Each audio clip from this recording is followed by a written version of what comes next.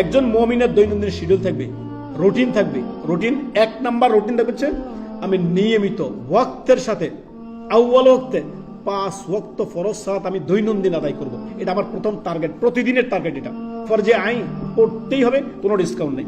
2 number সকাল সন্ধ্যার জিকির আজকার করবেন।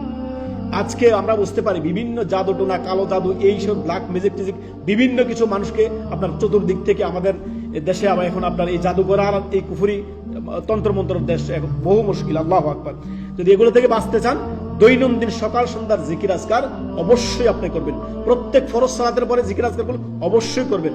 দৈনন্দিন সকাল সন্ধ্যা 3 বার করে বিসমিল্লাহিল্লাযী লা ইয়াদুররু মা ইসমিহি শাইউন ফিল আরদি ওয়ালা ফিস সামাই ওয়া হুয়াস সামিউল আলিম, এই দোয়াটা 3 বার করে পড়বেন। ইনশাআল্লাহ আল্লাহ আপনাকে রক্ষা করবেন সমস্ত মানুষ এবং জিনের অনিষ্ট থেকে।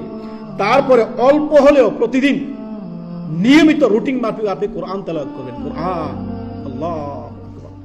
আল্লাহ তাআলা কি বলেছেন? আলা বিযিকরিল্লাহি তাতমাইন্নুল কুলুব। আল্লাহর জিকির, আল্লাহর স্মরণেই অন্তরগুলো প্রশান্ত হয়। আল্লাহু আকবার। আমরা জিকির মানে যখনই আপনার রাতে আপনার পরীক্ষিত বিষয়, অনেকেই বিছানায় যায়, ঘুম আসে না, এই দিক তো সেই দিক, এই দিক তো সেই, মানে কাজ পরিবর্তন করছে, ঘুম আসে না। কেন ঘুম আসে না? সে জিকিরও করে না। আরে ভাই ঘুম আসে না, আপনি উঠেন, 2 রাকাত ওযু করেন, 2 রাকাত সালাত পড়েন, কতক্ষণ কোরআন তেলাওয়াত করেন, দেখবেন এমনিতে চোখ লেগে আসবে। এটা পরীক্ষিত।